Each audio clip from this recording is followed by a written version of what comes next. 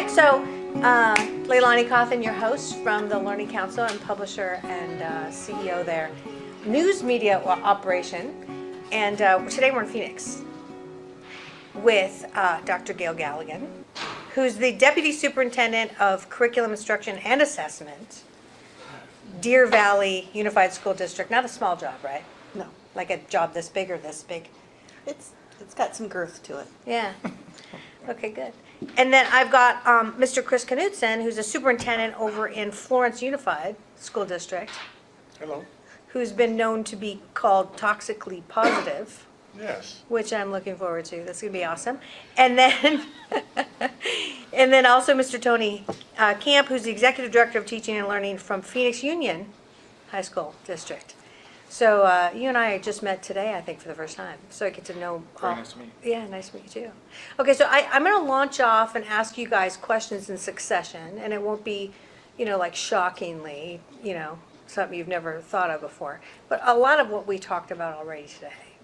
So the first question is really, what are your thoughts about the fact that we're kind of post-pandemic, but we're in this weird sort of time and space warp that's forcing us in the direction of a little bit of a structural shift. So we're maybe not just like the online rail and then everybody in the building, let's go back to normal rail. We're somewhere in between all that. What are your thoughts? And Chris, I'm going to call on you first and then work my way back. Putting you on the spot first because you're toxically positive and I love that about you. I haven't heard that before. Well, we 2 years ago, I was sitting in a superintendent symposium in L.A.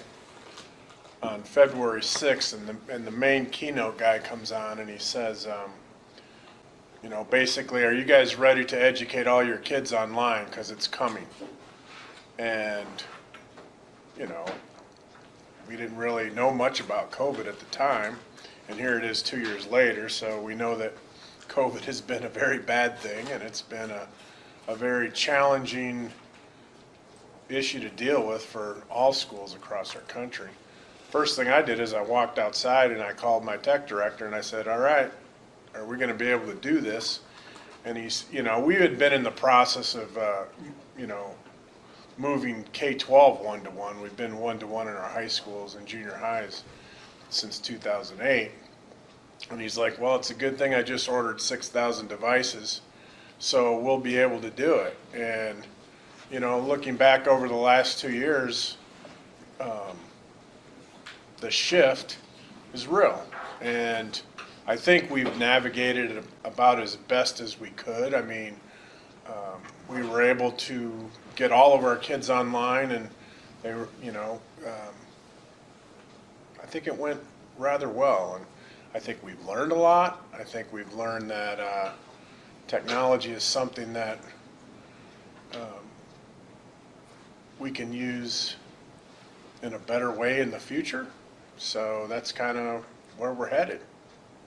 Yeah, and I love this positivity in you, and I would never call it actually toxic. I just think it's just great. It's great. Love it. Well, thank you. You're welcome. Okay, so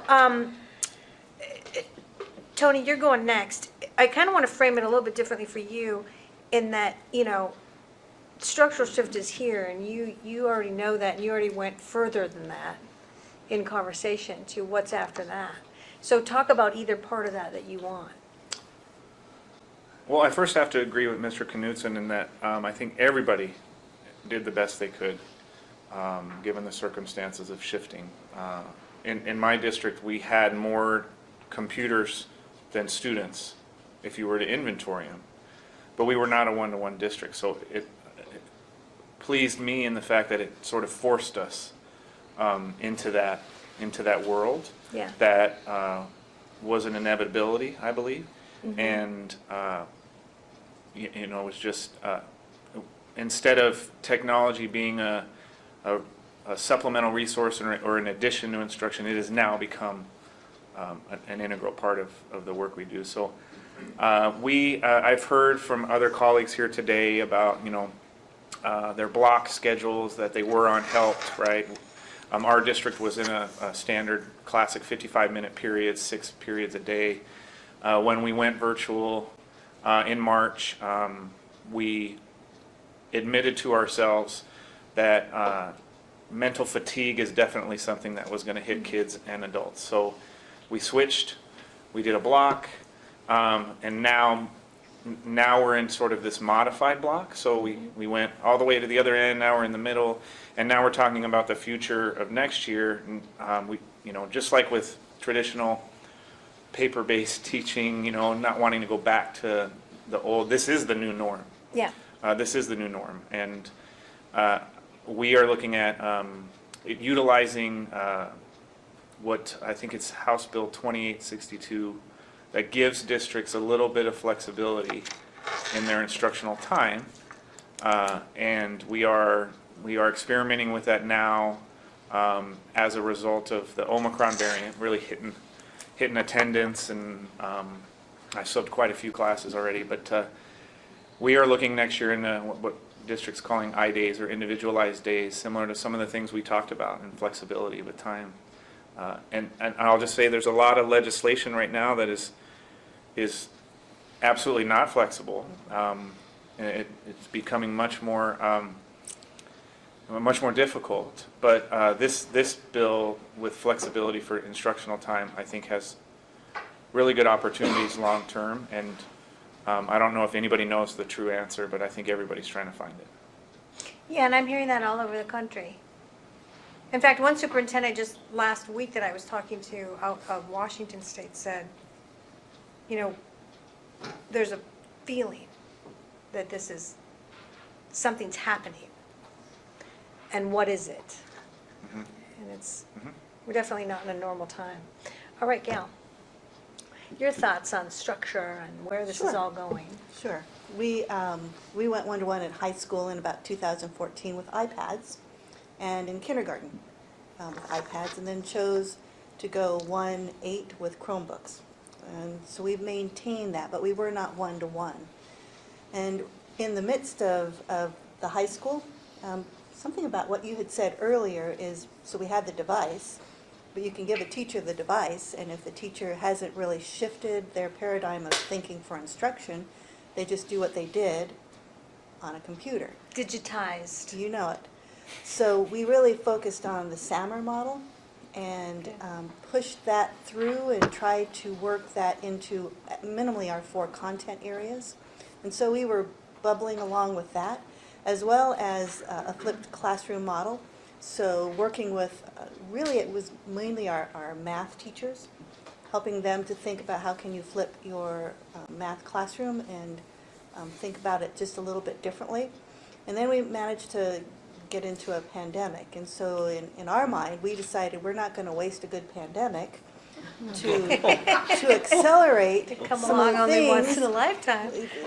and hopefully only once in my lifetime, to accelerate some of the things that had just, we laid down the foundation, but it was not moving at a good pace. And so that included changing to a single learning management system. It included requiring all teachers to do certain things a certain way so that our parents and our kids had some consistency, and that our teachers also had some consistency. Now, there are people that don't like consistency, and you've talked to us about laying down a track. Yes.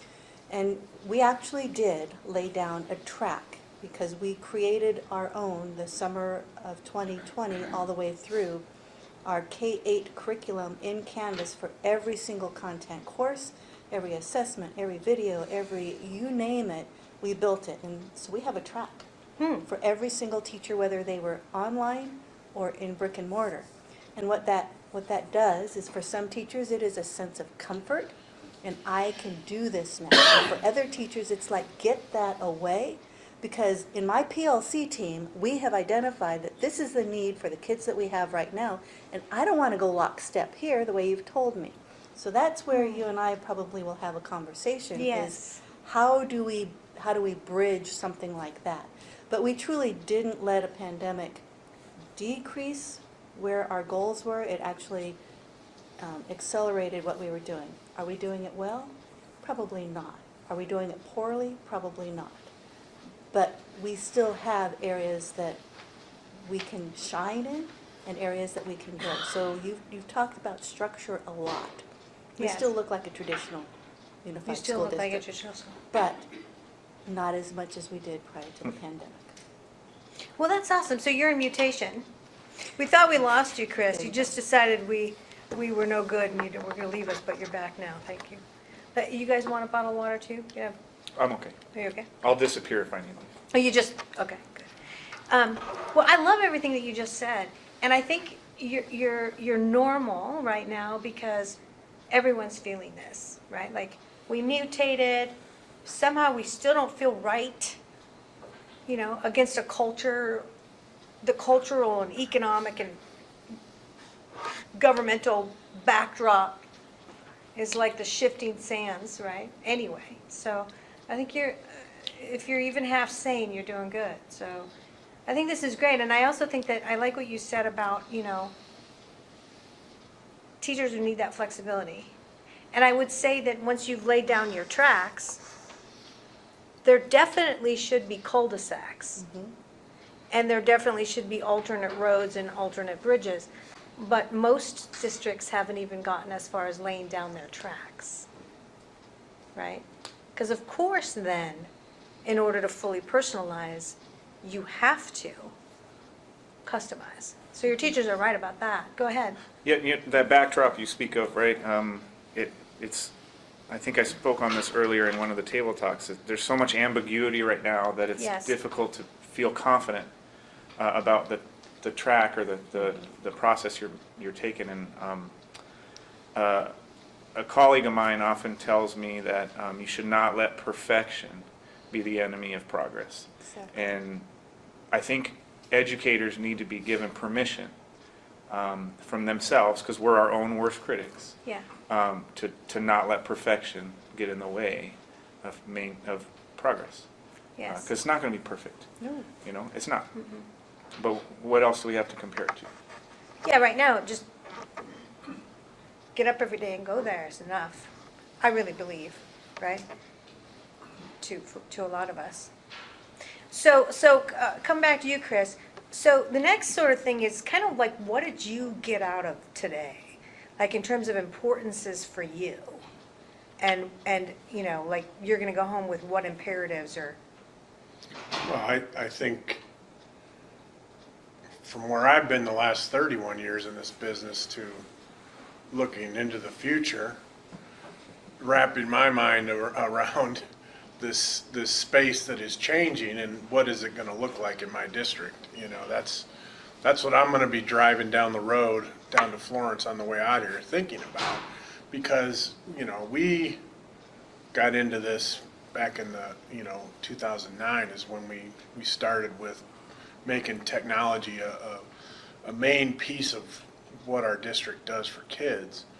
And over the last, 15 years, watch how we've morphed to where we're at today. And then to talk about, the visual that you had up of what it's going to look like in the future, that's a lot to wrap your mind around. And I think I'm pretty sure I know what the formula is, because I've been a part of some significant growth in schools in various districts, but just to wrap my mind around the paradigm that you presented today is what I'm going to go home with. Good. Yeah, and you also mentioned you've lived something that's substantially similar, which I think we all have. I mean, the examples that we were talking about earlier, I think you commented on, I mentioned Amazon, I mentioned Uber, I mentioned the models that are working culturally today that are really, truly personalizing or getting packages anywhere in the world in 24 hours. There's something going on with those models putting pressure here, just like the consumer markets, way more purchase of digital learning by consumers directly than all schools put together. Something's going on, right? So I'm going to come back to that, but basically your takeaway too, and then I'll come to you and then have one more question, but your takeaway. Yeah, my takeaway today, I think, would be, as we discussed earlier this morning, the next 10 years, what we'll need to do, what's coming, right? The individualization as well as personalization for students, while also keeping that connection to a teacher at some point. We all know as a result of this pandemic that social interaction is important, not just for kids, but also for adults. So I think that's the biggest takeaway is what's going to happen as a result of COVID in education over the next 10 years. And we probably can anticipate a lot of the effects, and there are some that we can't. And it makes me think about in education, I've experienced all of these, not as an employee or as a teacher or an administrator, but even as a student. So there's three C's that pop in mind that really had a drastic effect on education, right? And the first one was computers. When a computer came out, I was in middle school, sorry, dating myself, when the first, you can picture it, Apple IIe, no mouse, green screen, right? And what that did and how long it took, right? Even though it was an exponential type of growth. And then the second C is Columbine. And Columbine changed a lot of the way we looked at in terms of safety for schools. Yeah. And then the third is COVID. And we are responsible for so much, as if a principal of a school is a mayor of a town. And we have to be able to roll with the punches and dust ourselves off, get up and move forward, because our kids are coming tomorrow and the next day and the next year, and they're a little ahead of the game on us when it comes to technology, so we thought, right? So I would say the biggest takeaway is what does that long-term impact look like? Will we be ready for it? I guess being my own worst critic again, will we do it right? So I think that's my takeaway. We have no choice to, but it's that constant question on the way home. Yeah, and now you know why I'm on the road. Yeah. Taking this conversation out. Because I bet you didn't know you had so many peers who think like you. Like in the immediate vicinity, which is always surprising to me. It's never as many as you want, but it's always surprisingly more than you thought, which is great. So your takeaway.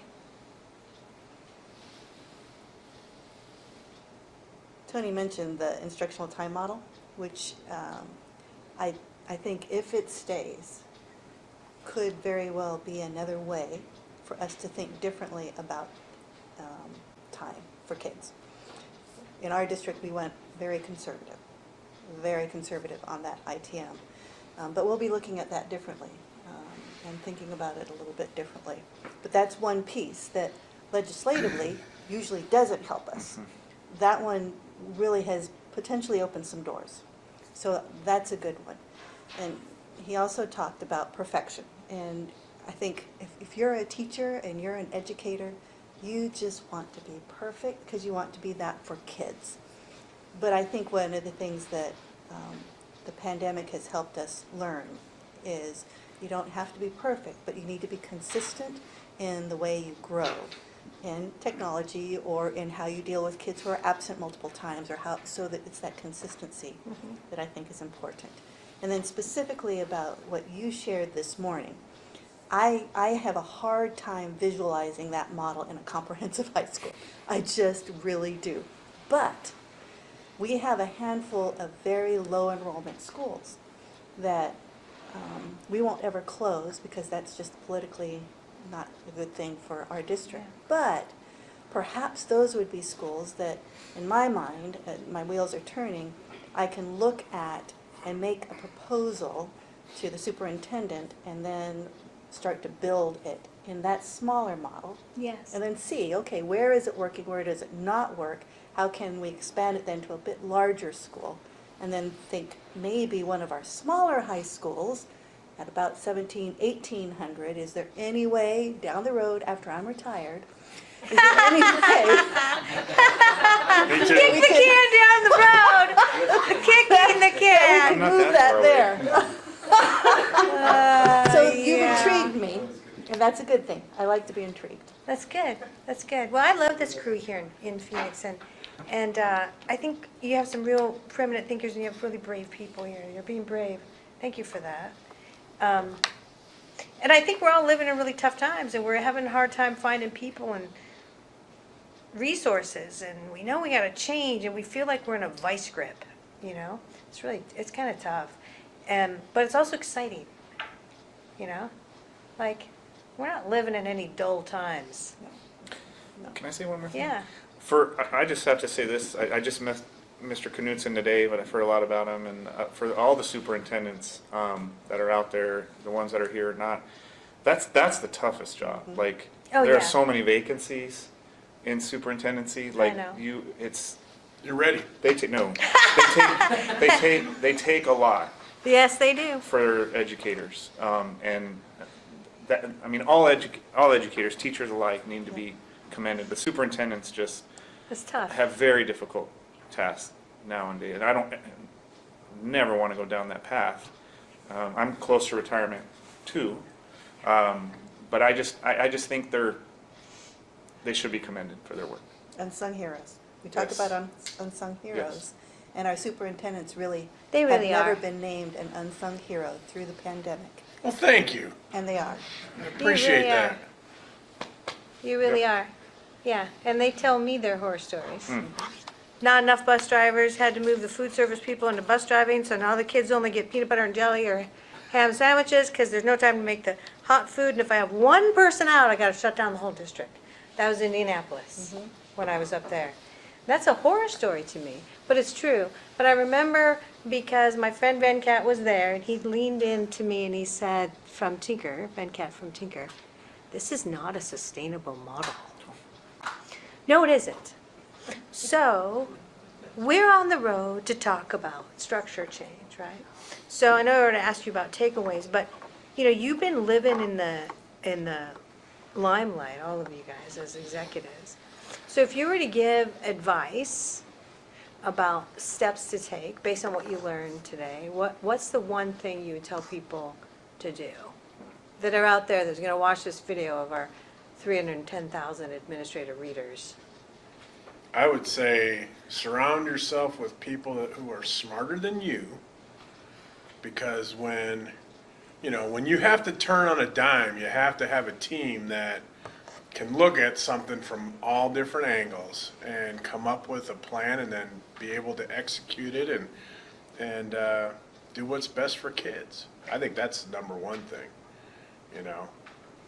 Love Make it. sure everyone that you have around you is Excellent. excellent. And trying to get your job, probably, too. That's fine. Yeah. Because that means they are smart, yeah. Yeah. Love it. Okay, Tony. Oh boy, I think I would reiterate, don't let perfection get in the way of progress. And then I would also probably just, man, that's a tough one. That's a tough one. I would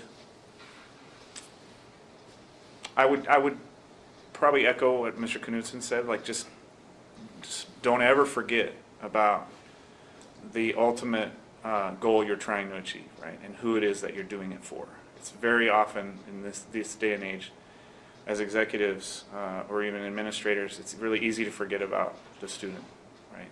It's easy to forget about all your students. And that's our customer, and that's ultimately why we're here, and we have to make good decisions. They don't have to be perfect right now, right? But we have to make good decisions on what's best for students. That's what I would echo, because it's very easy to forget that. There's so many external influences that are distracting to that, and as long as you just continue to follow your gut, and that gut is working toward, making this environment better for our students, then you're on the right track. Well, Tony, you have a better gut than some people. I'm just saying, been all around the world, and not everybody cares as much as that. True. Okay, just saying. Very, very true. Just saying. Okay, so thank you for that. Gayle? Two things. One of them that we learned, if you've been in education for any length of time, we know that a school system is like a large ship that cannot turn very quickly. And we found out that, no, we are not large ships. We can be speedboats, and that we can make change and turn far quicker than we thought we ever could. Now, there are some fallout from that, but there's also some good. So the thing that I would say is when someone tells you and your team that something that you feel is going to be good for your system, for your kids and your community, that when they tell you you can't because of funding, because of staffing, because of this, because of that, don't believe them. We were told by so many within our own system, Gayle, you can't build your courses for K-8. You just can't do it. You're going to fail. And I said, no, we won't. It's going to be hard, and there'll be tears, and we all cried, but we made it. So that's the one thing I would say is we don't have to be ocean ships that take long times to turn. We can be speedboats. And the other thing I would say, and I don't know that you get a choice in this if you're in this room, but if you work for a superintendent who believes and trusts in you and gives you the autonomy to help push forward, you are in a position that not many people get. And I am very fortunate to have that particular type of superintendent who believed in what I thought needed to be done during the pandemic, and he supported and pushed the board, and he helped make this a reality. So that would be the second thing, which sometimes we don't get that choice. But if you're in that position, you're far better off as an educator to make change. Gayle, I'm like all emotional now. Oh. That was like all emotional. You can be a speedboat. I love it. I love it. Just wear your life jacket. That's true. I love it. But it was like emotional because it was beautiful. Well, thank you. Thank you that you said that. Okay, so let's, I'm gonna like not cry. Let's ask questions. Let's heckle from the audience. Anybody boy. have anything for us? Let's ask a question of this crew. What do you want to know? Or what do you want to say that you want to hear them say or whatever? You got something? We're going to cut out the pause anyway. So I'm going to give you time to ask. Well, can I ask? Yes, you can ask. So if you were to think of one thing that you say to yourself during the pandemic, golly, we got that right. Because we can think of all the things we got wrong. Very- But if you can think of what is that one thing that I know when I'm gone, I can say we got that right during the pandemic for kids. What would that be? Showing up. Oh, that's one. Showing up every day and trying anyway. Yay. That alone is good. And I You could have given up entirely and said, you're on your own, go to an online school, figure it out. You could have. And so, and if you remember correctly in the news, some schools did that. Some of them shut down and they didn't come back for a long time. What do you think? We often forget to celebrate the wins, right? We do. So it's We a very think of good the point. bad. We always just our job is to keep trying to move forward, and I think everybody, again, like in March, whether they were already one-to-one or had to become one-to-one, they did what had to be done, and I think that should be celebrated. Like, whether it worked 100% or not, we're going to see 3, 5, 7 years from now data that shows where we have learning loss gaps and all that. We know that. We know that we're going to see that. But you know, whether it was students that didn't have internet and you provided them hotspots, whether it was students on the reservation whose hotspots didn't work and you had to buy different ones because of the providers, like you did it. I mean, you're still. Some districts didn't. Some districts didn't survive, right? But a lot did. And just the fact that all of us are here today having these conversations should be celebrated because we're looking for the next step. And like you had said earlier, we're all pretty much in the same place of feeling around successes and failures. And I think that should be recognized. And, you know, like you said, not everybody cares that much. And some that don't are leaving, right? Yes. They're retiring out early in droves. Yeah, I loved her analogy. You know, oftentimes when you turn that boat really fast, the people that aren't ready for it, they fall off. They do. They fly. Yeah. And, you know, we need more educators, and I hope that this state recognizes public education just as much as it recognizes all forms of education. It's tough on that side, but it's important to celebrate the win. So I would just say getting it done. Yeah, Yeah. I like it. How about you? I went against everybody on my team, the public, on having in-person graduation during the pandemic. And I feel that for those kids that have been in my district for 12 years, to be able to walk across the stage with mom and dad out in the audience, safe, socially distanced with a mask on, I nailed that one. And it was, That's true. it was against everyone on my team.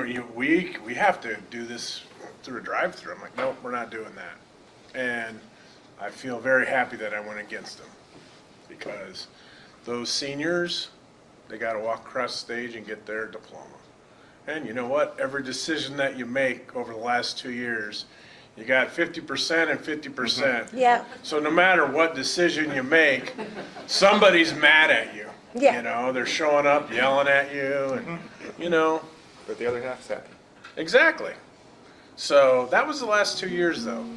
And hopefully we're past it, I hope. Yeah. Fingers crossed. Okay, well, this was awesome. Let's give them a round of applause, everyone. Thank you so much. Thank you for being on the panel. Hope to see you next year.